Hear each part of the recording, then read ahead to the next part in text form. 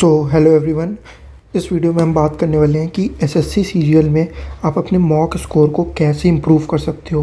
देखो, बहुत सारे लोग हैं यार जो 260 270 पे हैं और उनका स्कोर 320 प्लस नहीं जा पा रहा है या वो कर नहीं पा रहे हैं, उनको समझ नहीं आ रहा वो कैसे लेके जाएं। देखो, मैं आज बहुत प्रैक्टिकल अप्रोच बताऊंगा जो मैंने खुद अप्लाई किया है अपने मॉक सेक्शन में, और उसके बाद मैंने अपने स्कोर को 320 प्लस भी किया है। देखो, अभी आप रिसेंट मेरा देख सकते हो, जो फर्स्ट मैंने ऑलिव बोर्ड का मॉक लगाया था आज से 2-3 महीने पहले, तो देखो मेरा स्कोर आप देख सकते हो। उस टाइम जो मेरा स्कोर आया था वो 279 आया था और मेरे रॉन्ग क्वेश्चन आप देखो 21 गलत हुए थे। एक और चीज़, आप मेरी एक्यूरेसी देखोगे तो 80% मेरी एक्यूरेसी थी और परसेंटाइल जो थी वो 83.8% थी। बट अभी अगर आप मेरा लेटेस्ट देखोगे, जो मैंने लेटेस्ट ऑलिव बोर्ड का 24th मॉक दिया, उसमें मेरा जो स्कोर है वो देखो आप 325 है और उसमें रॉन्ग क्वेश्चन जो मैंने किए वो सिर्फ 14 किए हैं। और मेरी आप एक्यूरेसी अगर देखोगे तो 89% है और परसेंटाइल देखोगे तो 94 परसेंटाइल है। ठीक है, और इतना ही नहीं, मैंने दूसरे मॉक में भी देखा। देखो, द पंडित का मैंने पेड मॉक ले रखा था, उसमें भी मैंने जो भी लेटेस्ट मॉक लगाया उसमें देखो मेरा स्कोर 322 है और जो एक्यूरेसी है वो 90.98% है। ठीक है, उसके अलावा परसेंटाइल भी आप देख सकते हो 97 परसेंटाइल है। और सबसे इंपॉर्टेंट चीज़ जो मैं आपको बताना चाहता हूँ, ऐसा नहीं कि मैं किसी वन सेक्शन में ही टेक ओवर कर रहा हूँ, मैं दोनों सेक्शन में आप देखो ऑलमोस्ट सिमिलर सेम मार्क्स हैं।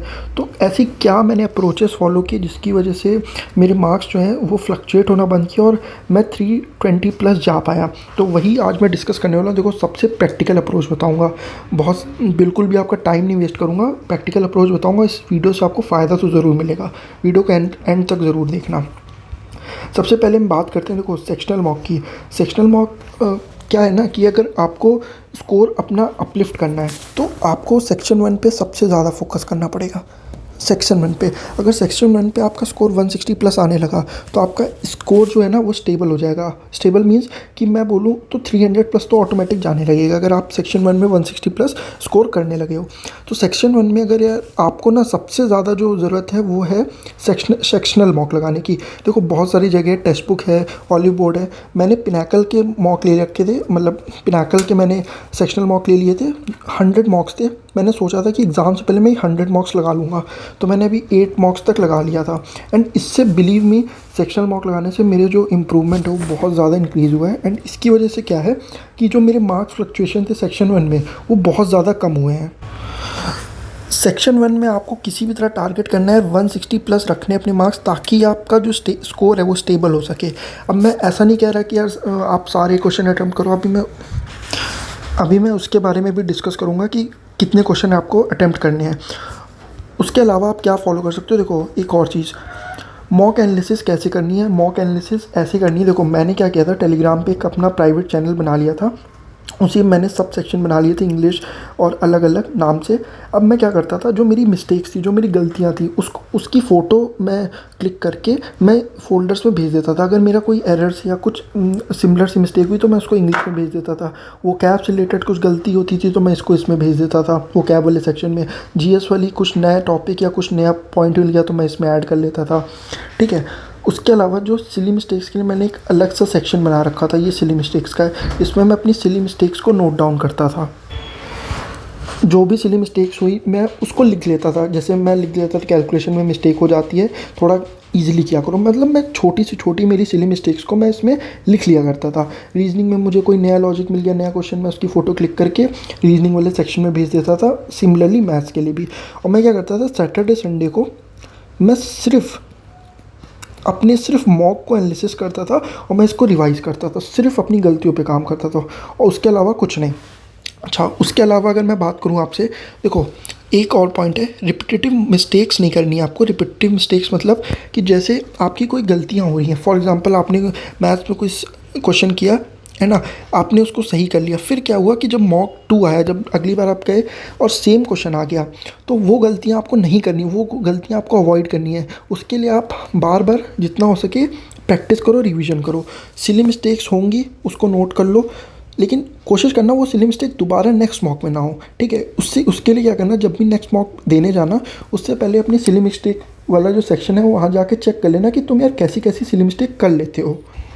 तो उससे जो है ना सिली मिस्टेक नहीं होगी। अच्छा एक और चीज़ है, इससे इस जो मैं सजेशन दे रहा हूँ इससे क्या होगा, इससे आप ज़्यादा से ज़्यादा अपनी एरर को आइडेंटिफाई कर पाओगे और उस पे काम कर पाओगे। देखो बचे हुए जितने भी दिन हैं, मैं कह लूँ 30 दिन 40 दिन जो भी बचे हैं आपके पास, इसमें बहुत टाइम है, सफिशिएंट टाइम है। आप अपने एरर पे काम करके अपने एरर को आप सुधार सकते हो और अपनी मिस्टेक्स को और कम कर सकते हो, जिससे कि आपका स्कोर जो है वो 100% बढ़ेगा। देखो पहले तो आपको टारगेट रखना है किसी भी तरह 300 प्लस तो पहुँचो, उसके लिए आपको सेक्शन 1 को इम्प्रूव करना है, फिर 320 प्लस जाने के लिए आपको सेक्शन 2 पे भी काम करना है। अब देखो एक ऐसी स्ट्रेटजी बताने जा रहा हूँ जिससे आपका मार्क्स और ज़्यादा स्टेबल होगा। बताता हूँ क्या। देखो आपको क्या करना है, आपको रॉन्ग क्वेश्चन जो है वो बहुत ही कम करने हैं। जैसे आप मेरा पहला मॉक देखोगे उसमें मैंने 21 रॉन्ग क्वेश्चन कर दिए, मतलब मेरे -21 हो गए। कहाँ अगर मैं रॉन्ग क्वेश्चन कम करता तो वो मेरे ऐड हो जाते।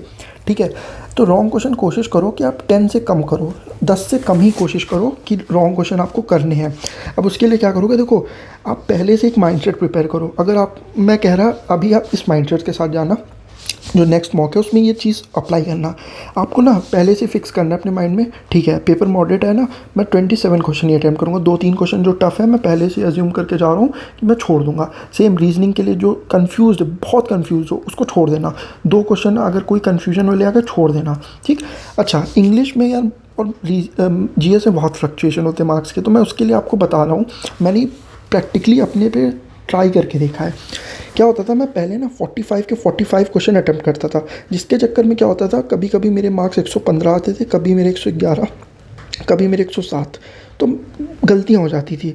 तो मैंने क्या किया, मैंने कहा जब इतने ही नंबर आ रहे तो मैं एक काम करता हूँ, जो मैं 4-5 क्वेश्चन में डाउट में करता था मैं छोड़ देता हूँ। मैं जो भी मेरे को 37 38 जो शॉर्ट क्वेश्चन आते थे उसको मैं करा। उसके अलावा मैं पहले से माइंड प्रिपेयर करके किया, मैं 40 से 41 क्वेश्चन ही करूँगा, उससे ज़्यादा क्वेश्चन नहीं करूँगा।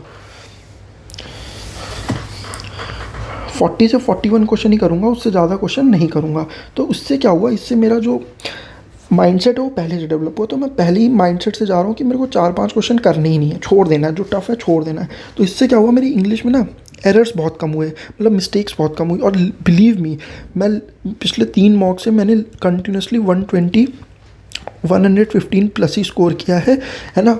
और ये जो स्कोर है ये ऑटोमेटिकली आपका बढ़ते जाएगा। जीएस में भी एक माइंडसेट पहले से प्रिपेयर कर लो, आपको 13-14 क्वेश्चन आते होंगे शॉर्ट, आपको वही अटेम्प्ट करना है। ठीक है, 4 से 5 क्वेश्चन होंगे जिसमें आपको 50-50 होगा, मतलब उसके ऑप्शंस में। तो आपको पहले ही माइंडसेट प्रिपेयर करना है, भाई जो 50-50 वाला है उसको मैं अटेम्प्ट करूँगा, जिसमें मुझे चारों के आंसर नहीं पता है मैं अटेम्प्ट ही नहीं करूँगा, उसको मैं छोड़ दूँगा। ठीक है, आप इस माइंडसेट के जाना। तो जो 50-50 वाले ऑप्शंस होंगे ना, उसमें आपका चांस है कि अगर 5 में से आपके 3 भी सही हो गए, 2 गलत हो गए, तब भी आप प्लस में ही एंड करोगे। तो इस तरीके से अगर आप इस अप्रोच को फॉलो करोगे तो 100% आपको मार्क्स में ना एक अलग सा बूस्ट दिखेगा। मैं सही बता रहा हूँ, प्रैक्टिकली मैंने खुद पे ट्राई किया और ये हुआ है इस अप्रोच से। ठीक है, तो इस चीज़ को आप फॉलो करना। अगर कहीं पेपर अगर ईजी आ गया तो उस सिनेरियो में बस आपको एक ही चीज़ याद रखनी है, नो सिली मिस्टेक्स। इंग्लिश में क्या करना है यार, जो भी क्वेश्चन ना डाउटफुल लगे उसको मार्क फॉर रिव्यू ज़रूर कर देना, कि मैं बाद में आके फिर से एक बार रीचेक करूँगा कि क्वेश्चन सही है कि गलत है। मतलब मेरे को आंसर चेंज करना है कि मेरे को आंसर चेंज करना है कि नहीं करना है, ये मैं चेक करूँगा। ठीक है, तो ये चीज़ ज़रूर करना, इससे आपके मॉक में और रियल एग्ज़ाम में मार्क्स में बहुत ज़्यादा इंप्रूवमेंट आएगी। एंड मॉक का जो फ्लक्चुएशन है वो कम, मॉक में जो मार्क्स का फ्लक्चुएशन है वो कम हो जाएगा। मैं बिलीव कह रहा हूँ, अगले 10 मॉक में ट्राई करके देखना और तुम्हारे मार्क्स 320 प्लस तो ज़रूर निकल जाएंगे। ठीक है, तो बस इतना ही बताना था। थैंक्स फॉर वॉचिंग भाई। जिसका मेंस क्लियर हो गया जान लगा दो, क्योंकि यार तुम्हें भी पता है कि यार सिलेक्शन कैसे हो रहे हैं। अगर 1% भी स्कैम हुआ तो तुम्हारी सीट खतरे में है, तो इसलिए जान लगा दो, पूरी जान लगा दो अगर तुम्हारा प्री क्लियर हो गया है। चलो फिर bye, thank you, take care, all the best.